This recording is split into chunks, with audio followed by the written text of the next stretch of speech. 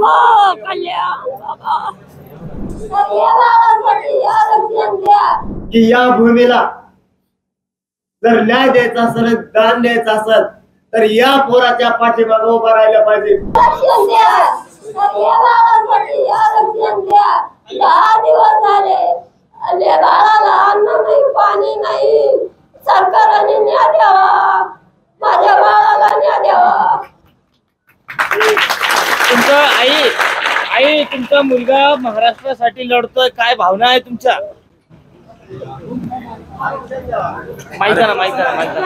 आरक्षण द्या.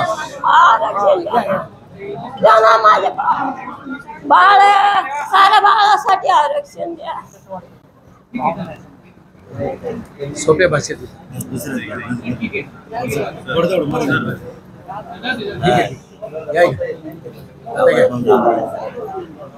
त्यांना भावना वरून आले.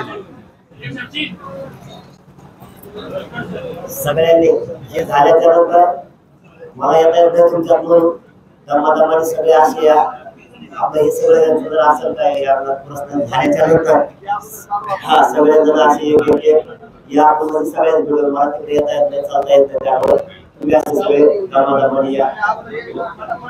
आता यांचं काय असं तर त्यांचं उभं राहिलं.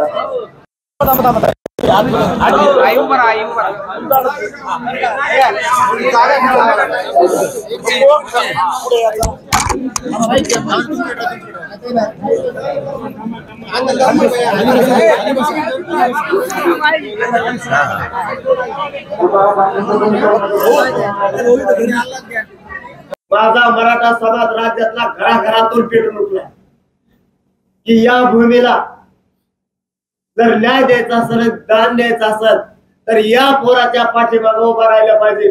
आणि घरातल्या माता मावळ्याचा अख्खा महाराष्ट्र पेटून उठला. महाराष्ट्रातल्या माता मावळ्यांना आणि मराठा समाजाला सांगतो, तुमचे जे आतापर्यंत आरक्षणासाठी मुर्दे पडले यापुढे मी पडून न देण्याचा वेळा उचललाय. तुमची एकाची ही ताकद वाया जाऊ देणार नाही. माझा जीव गेला तरी मराठ्यांची मान खाली होऊ देणार नाही.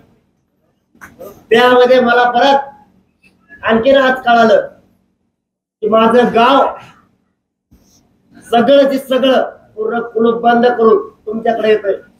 माझी छाती भरून गेली की महाराष्ट्र माझ्या मागे उभा आहे, माझं गाव हे माझ्या पाठीमागे उभं आहे. मी माझ्या गावाचं मला बोलता येत नाही, मला खूप त्रास होतो बोलायला, तरी पण गावाला म्हणून मी तुमच्या ऋणात आहे. मी तुमच्या कधी उपकार विसरणार नाही. आणि महाराष्ट्र समाज तुमच्या लेकराच्या पाठीमागे उभा राहिला आहे. महाराष्ट्र तुमच्या लेकराला उघडं पडू द्यायला तयार नाही. म्हणजे जन्मभूमीत आणि कर्मभूमीतल्याही लोकांसाठी दोघांसाठी हे पूर्ण दोन्ही जिल्हे पेटून उठले. आणि हे पेटून उठलेले बघून महाराष्ट्रातला असा एकही तालुका राहिला नाही की तो ताकदीनं उभा राहिला नाही. मी इथं आलेल्या सगळ्या बांधवांना एकच सांगतो, तुमची शक्ती, तुमची ताकद मी माझ्या वैयक्तिक कामासाठी न वापरता कोट्यावधी मराठ्यांच्या पोरांचा कल्याण करूनच भगवा देणार पाहिजे. मी कधीही संबंध मेंटेन केले नाही. माझ्या काळात 5 ते 6 सरकार होऊन गेले. 5 ते 6 सरकारात मी एकाशी संबंध मेंटेन केले. आज साधा माणूस, साधी ओळख मी झाली तरी आमदार खासदारांची सहज संबंध मेंटेन करतो. चांगले सरकार आले, 4 कॅबिनेट सरकार मी बघितले, मी एकाचही संबंध मेंटेन केले नाही. मी माझ्या समाजाशी प्रामाणिक राहिलो म्हणून आज एका जीवानं 5 कोटी मराठा आदर्श त्यांच्या ताकदीचा चीज काढण्याची जबाबदारी आज माझ्या खांद्यावर आहे. त्याची मला 100% जाणीव. मला जाणीव की त्यांना वाटतं आता करणार तर हाच माणूस मराठ्यांना न्याय देऊ शकतो. त्या समाजाला वाटतं आज जर यशाच्या शिखराकडे पोहोचले तर हाच नाही, महाराष्ट्रातला सगळ्या आमदार खासदारांसह मंत्र्यांसह सगळे मंत्रिमंडळ एका ताकदीनं माझ्या पाठीशी उभा राहिलंय. आज एक उणीव होती ती माझ्या मनातही नव्हती. मी मीडिया समोर बोलतोय की ही आज तुम्ही भरून काढली की ज्या जन्मभूमीला साथ द्यायला पाहिजे होती त्या जन्मभूमीतला 5 वर्षाचा लेखूनही घरी ठेवलं नाही. ही माझ्यासाठी अत्यंत गर्वाची बाब आहे. ती प्रत्येकासाठी असते, केवळ माझ्यासाठी नाही, ते प्रत्येकासाठी असती आणि तेही भरून मी आज पावलो. आणि आता मला जे अपेक्षित होतं ते झालं. न कोणाला सांगता झालं, सांगून तर कोणीही घडून आणू शकतो, पण न सांगता झालं.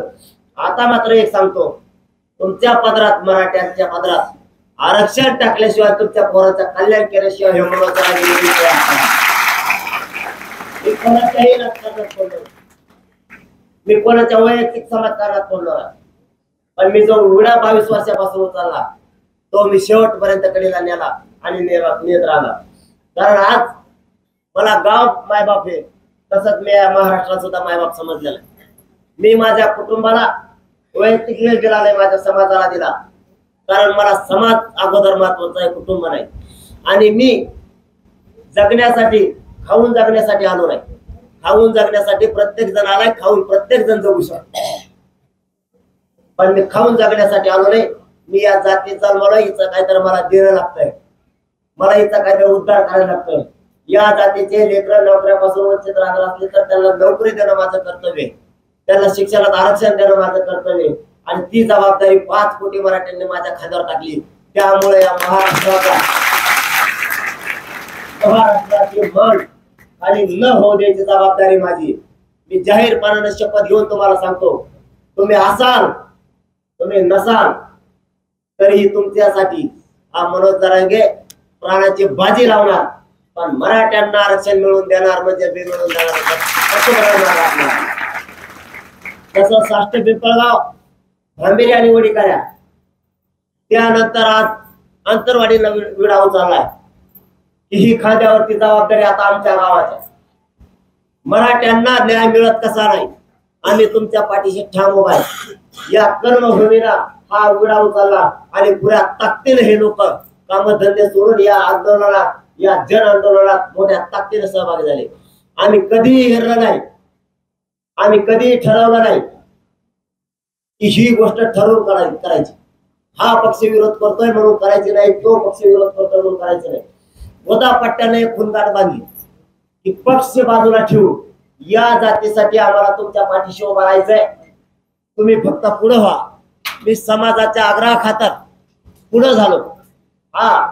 मी पुढे झालो आणि त्याला साथ म्हणून महाराष्ट्रातला 13 कोटी मराठा समाज, 13 कोटी जनता एक मुखानं बाहेर पडली. नुसता महाराष्ट्रच नाही, राजस्थान, मध्य प्रदेश, हरियाणा, कर्नाटक, बेळगाव पासून बिदरचा सगळा पट्टा, दिल्ली पासूनचे सगळे मराठा, अमेरिकेत असणारे सगळे मराठा, सगळे या आंदोलनामुळे एकवटलेत. ही या मराठवाड्यातल्या मराठ्यांसाठी भूषणाची गोष्ट नाही. बोलला कुणालाही येतं, परंतु ज्या वेळेस ही जबाबदारी खाण्यावर घ्यायची असती ते पेलणं ही सगळ्यात मोठी जबाबदारी. उदयनराजे महाराजांपासून संभाजीराजे महाराजांपर्यंत राजकीय पक्षांचे सगळे नेते एका व्यासपीठावरती आले, ही सोपी गोष्ट नाही.